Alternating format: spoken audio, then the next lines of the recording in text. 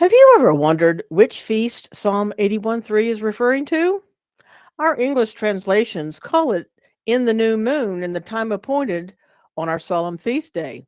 Most people assume this means a lunar calendar is used to track the feast days, but this is an incorrect assumption. And in today's video, we're going to dive below the English into the ancient words and discover what this verse literally says and which feast or feasts it could be referring to. This is what we do on Numbering the Days channel, and I'm Sierra, your host. This is part 4 in our calendar series, and it's going to unravel the mystery and meaning to Psalm 81:3. If you have not watched parts 1 through 3 yet, please do. You may have questions after watching this that are answered in those videos, especially part 3 that reviews all the scriptures and meanings behind the new moons and months in English. Let's get started.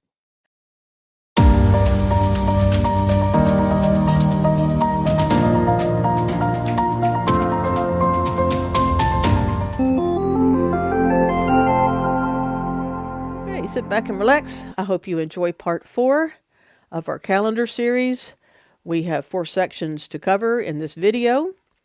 And the first section that we're going to talk about is Psalm 81 without a lunar lens. Now, I've said many times, if you use the English translation, any of them, and read verses in Scripture, different people can come to different conclusions. Many or most translations are summary statements at times of the fullness of the meaning in the ancient language. Our ancient scriptures had no vowel points in them, no Masoretic text interpretations, no Strong's Concordance numbers, and such things. We bring those modern-day eyes, our modern-day understandings, and can read into the English translations our own viewpoints. This can be a trap and cause much strife and debate and pit groups and peoples and denominations against one another. So we're going to investigate a few verses in Psalm 81 below to see what the text says and not read into it what we think it means, what we've heard others say that it means, and that kind of stuff. In order to keep this video short, I'm only going to focus on a few verses. Okay, I'm not going to read the whole thing. You can pause the video if you want to read the whole thing. The verses that I'm going to focus on right now are verses 3 and 4. Blow up the trumpet in the new moon in the time appointed on our solemn feast day, for this was a statute for Israel and a law of the God of Jacob. I'll go past that. Now, we're going to build upon a foundation in this video. And below is just a little summary of the series on the covenant calendar that I've been doing. You see, because this is part 4. There's 3 parts ahead of this. The first part was just a simple, straightforward instructions on how to calculate. But what really you need to watch for sure to understand this video completely is parts 2 and 3. Part 2 has all the research evidence on scriptures and our approach. It's full of meat. In that, I draw the conclusion and back it up that the ancient Israelite calendar is not a lunar one. And, you really need to deal with the experts even admit, the religious authorities even admit the calendar was changed. Okay, part 3 is on moons versus months. What does Chodesh mean? And Chodesh is time renewal or month. Scripture timeline, there was a scripture timeline in that video that shows the switch to the lunar calendar. So the ancient calendar was not lunar. Okay, part 4 is this one. So if you haven't watched those other videos, you may want to ask me questions where if you think this is off, incorrect, or suspect in this teaching, please watch the other ones. I am well aware that some people watching will automatically want to argue against this interpretation. This is our channel to offer a viewpoint. All poaching of people, argumentative and contrary comments will be deleted and have been deleted. We do not go to other channels and create division. This video is being offered to those who are searching, seeking, and want to come to their own conclusions. It is our understanding, and it's not a place for debate. Getting started. The ancient words in context. We're going to review one verse at a time, verses 3 and 4, adding in parts of definitions besides Strong's, such as like from Klein's Etymological Dictionary. On our channel and in our Paleo-Hebrew Academy, we do not use Nakud vowel points, as in the ancient language, they did not exist. Not until 700 to 800 were they added. This can be a real source of confusion. Okay, so I've color-coded, as is my habit, What I'm going to focus on in verse 3, I've put the Masoretic text here below it, and I'm going to rearrange this verse into the literal word order because it literally reads, blow up in the new moon the trumpet in the time appointed on day our solemn feast. That's how you would read that in English, the proper word order. So the first word, taku, is been translated blow up. It's H8628. It means to blow, clasp, strike, sound, thrust, give a blow, and blast. It's referring to trumpets and shofars. So it's really, you pick it up to your mouth, and many of us have tried that. Some of us really sound better than others. But that's to blow it. The next word has been translated new moon. It's Hodesh. That was a subject of part 3. It's H2320, and it means month or a renewal of time. Okay? And the next word is trumpet or shofar. It's H7782. Ram's horn, trumpet, mouthpiece, an organ, a clear sound. So you're going to get a clear sound from the horn of trumpet. And it's interesting when you go look at Joshua chapter 6, verses 4 and 8. It distinguishes between trumpets of ram's horns, and it says like the ram's horn, the trumpets. So there's another word that you could go look up, H3104 Yobel, but it's really Jubilees. So a shofar is not always a ram's horn. Will end up being the silver trumpets that were made and commanded to be made in Numbers. So the point is here is that there's different types of different types of trumpets, and Joshua actually distinguished between that.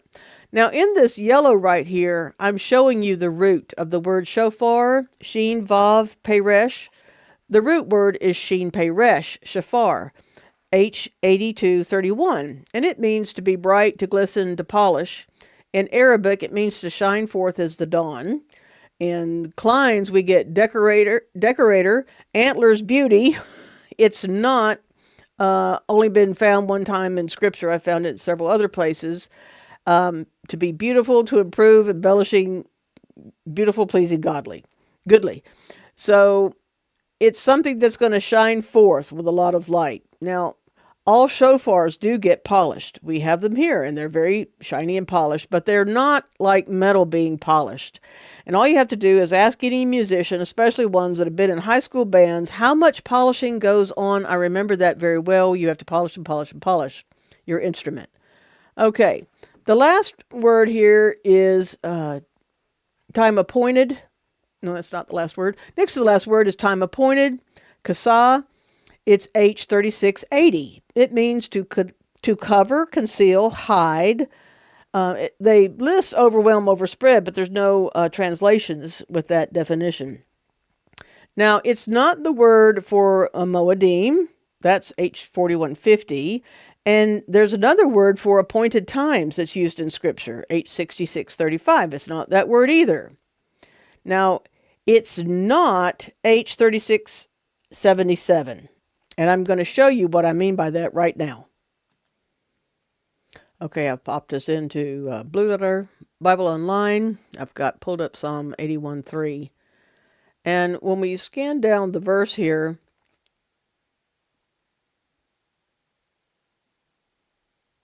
we've got blow up the trumpet in the time appointed. And bet, of course, is the in. And the actual what was written is Kaf Samik Hey.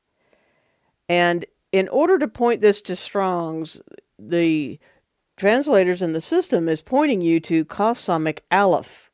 Okay, what was written does not have Aleph there, but they point you to H3677 to give you a definition for what this means. And I just want to show you this because I'm going to give you the definition for what was actually written, not switching out letters. This is one of the things that used to drive me nuts when I first started really studying.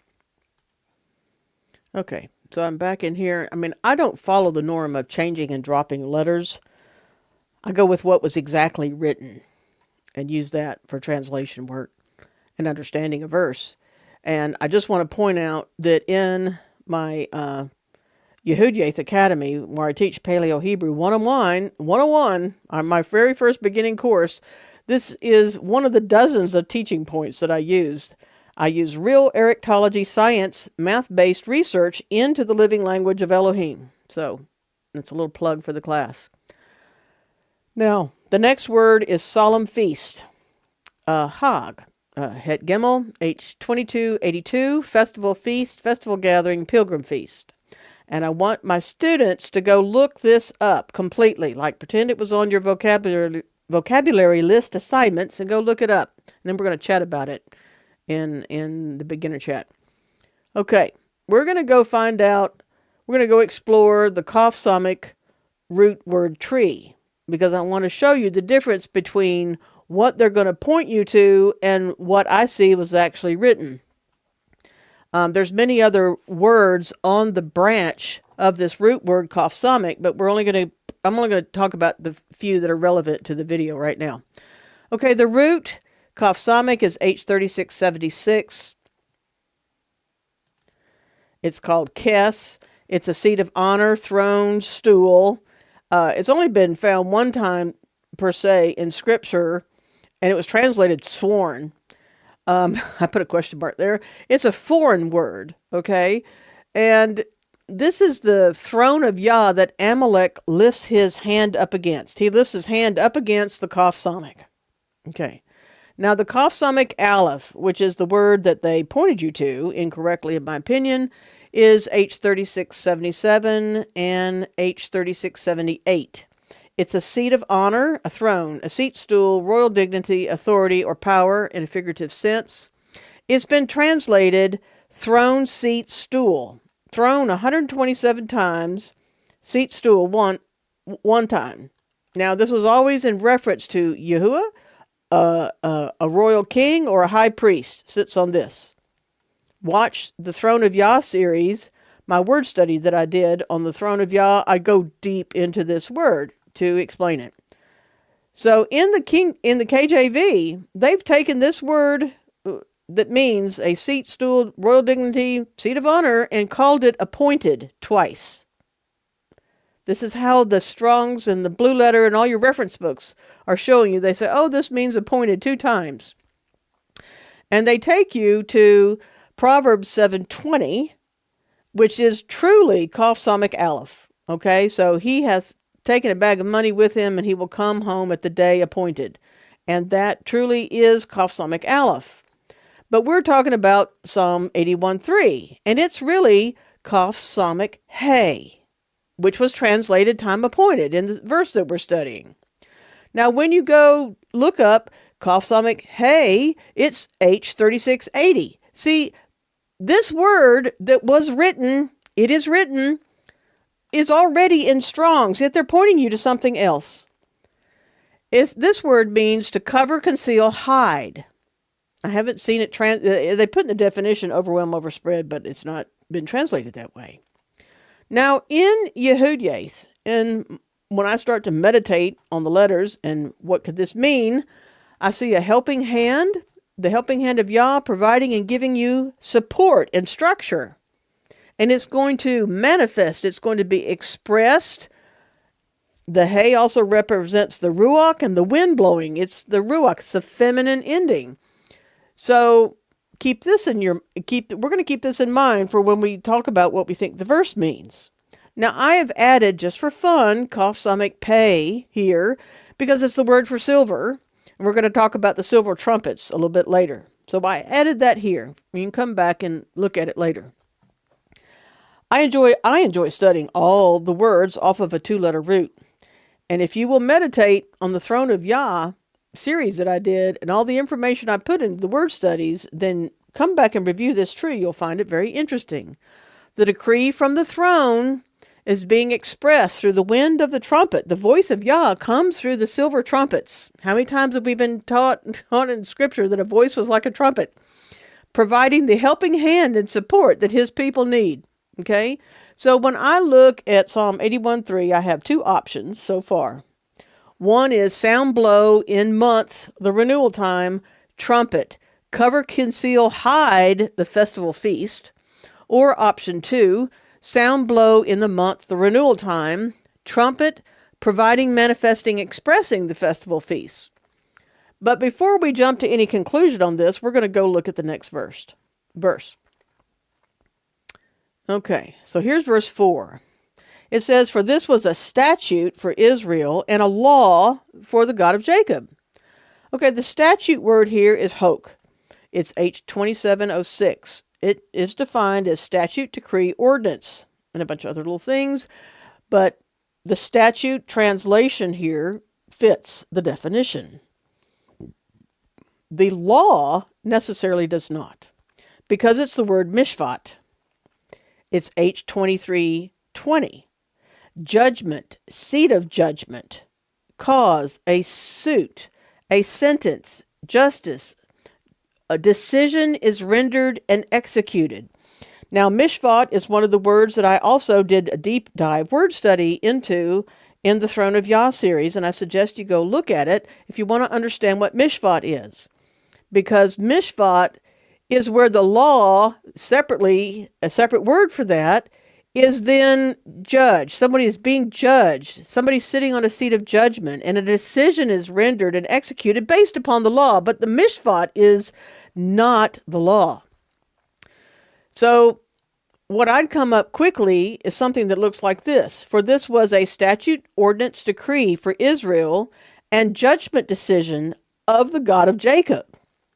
Mishpat is many times swift, quick, and a reversal of fortune, which fits into the context of the psalm itself. See, we got to take these sentences, these verses, and what we think they mean, and it's got to fit into the context overall. So we have to ask ourselves honestly at this point, when was the observance of a new or full moon, a yarek, ever given as a decree or ordinance in the Torah? And the answer is never. It's not there. It does not exist. Now, parts 2 and 3 cover this. Please don't leave comments debating this point right here, okay? Go watch the other videos. And I just want to say a note. In many of these Strong's entries, when you read the commentaries and the notes, which you should go do, there's a lot of probably, we guess, probably this is, we're really not sure, we think this comes from this, and there's pulling from traditions from the Talmud and from pagan Ishtar to define these things, and you need to go see that for yourself, okay? Don't just take my word for it. So there is a Torah, and we were given instructions for the sounding of trumpets, and the big section is Numbers 10. I've pulled it up here. I'm not going to read all of the verses, but I just want to point out a few. In Numbers 10, Yeshua is speaking to Moses and says, "Make thee 2 trumpets of silver." That was that other Kofsamic pay word. "Of a whole piece thou shalt make them, that thou mayest use them for the calling of the assembly and for the adjourning of the camps." And further down in this section it says, verse 8, "And the sons of Aaron the priests shall blow with the trumpets, and they shall be to you for an ordinance forever throughout your generations." Here's the ordinance that was created about the blowing of trumpets. And 9 is about blowing it when you go to war. And number 10 says, "Also in the day of your gladness and in your solemn days," that's the Moediym, it's the word Moediym, "and in the beginning of your months, your Hodesh, ye shall blow the trumpets over your offerings and sacrifices, that you may be for a Zikron, memorial before your Elohim. I am Yeshua, your Elohim." So 2 trumpets blown by the high priest and sons of Aaron as an ordinance forever on the beginnings of your months, Hodesh, and on the Moediym. All 3 of these words here in green are in the plural form in the source text. So it's the beginnings of all months and all the Moediym. That's actually what it says. So let's glean some more from the context of Psalm 81 and see what we see. Now, many want to connect Psalm 81:3 to Yom Teruah, aka also known as the Feast of Trumpets, the Moediym of month 7. It's all about the blowing of trumpets. This is in Leviticus 23:24. "Speak unto the children of Israel, saying, in the 7th month, in the first day of the Hodesh, the month, shall ye have a Sabbath, a Zakron of blowing of trumpets and holy convocation. This is what we know as Yom Teruah. And we could stop here, but I want to keep going because I saw more when I meditated on this, preparing the video, and I want to share it with you. I'm going to go to Psalm 81 and just say that in verse 3, sound the trumpet in the renewal of time, in the time appointed on our feast day. For this was a statute for Israel and a decision of ELOHIM of Jacob. Verse 5 and 6 are what we're going to focus on now. This he ordained in Joseph for a testimony when he went through all the land of Egypt, where I heard a language that I understood not. I removed his shoulder from the burden, and his hands were delivered from the pots. Okay. Now, what came to me while I was studying this and preparing the video is Joseph's testimony is of being sold into slavery, carrying burdens. I mean, he was a servant, and he carried burdens when he was probably in prison, having to do work, and he was delivered from all that. He was delivered from prison, and through sudden mishpat, there was a complete reversal of fortune for him to the immediate escalation into the second in command and rulership over all of Egypt. I mean, boom, bam, talk about mishpat. You see, the children of Israel had not only the testimony of Yah's deliverance of Joseph, they also had it from Abraham and Sarah too. Study Jubilees with me. We're going to start that at the first of the year. Watch our calendar episodes and the Moediym Feast series so you can see that Abraham and Sarah established the pattern of being set free from captivity in the pressing. Natsarim means pressing. And began the festival of joy for 7 days of releasing, of deliverance, long before it was known as unleavened bread. That bread which you must eat, the hardship bread to sustain you in the journey where you're going to get tested at the waters too. I invite you to watch both our Moediym Feast videos on Yom Teruah and the Day of Atonement, Yom Kippur, to understand fully, or Yom Kippurim, to understand fully what I'm about to mention. I can't incorporate all the understanding that I put into those videos here. I'm just mentioning this to plant a seed so you might want to go investigate. You see, month 7, day 1, is the announcing of the 10 days of awe and the approach to the Day of Atonement, which is a huge day of judgment. And remember, verse 4 of Psalm 81 says, "For this was a statute, ordinance, decree for Israel, and a judgment decision of the ELOHIM of Jacob." It certainly was the ELOHIM of Jacob, Joseph's father, who set him free.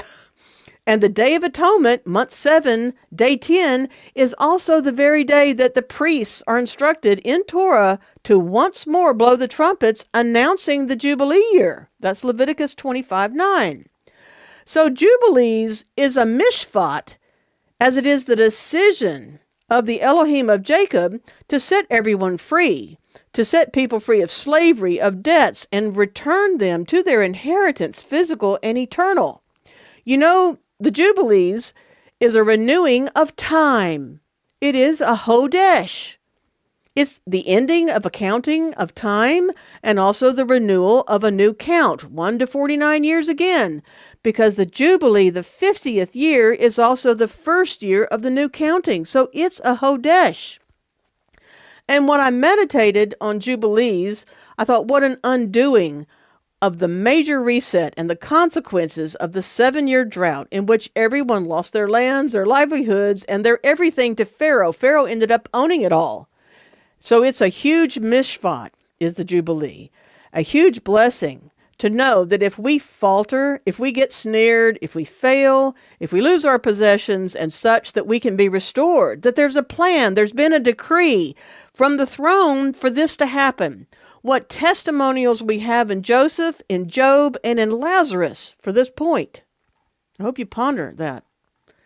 Now, translation of Psalm 81:3 really is. Which of my two options do I think it really is?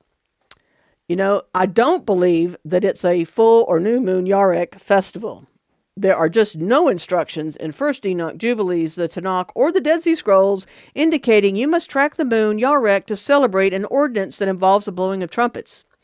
I'll display again those two options I had for how to translate the verse. Sound blow in month, the renewal of time, the trumpet, providing, manifesting, expressing a festival feast. This first one really easily links to month 7, day 1, Yom Teruah. Option 2, sound blow in the month, the renewal of time, trumpet, cover, conceal, hide, festival feast. And this option links to the covering of atonement, Leviticus 23:27, when the trumpets on the Jubilee are blown again. Now, atonement is H 37:22, H 30 through 37:24, Kippurim, whose definition means to make atonement, to cover, to cover. So you decide for yourself which one you think is the best understanding. I pray this video has provided you with insight and some organized materials for your personal and fellowship study.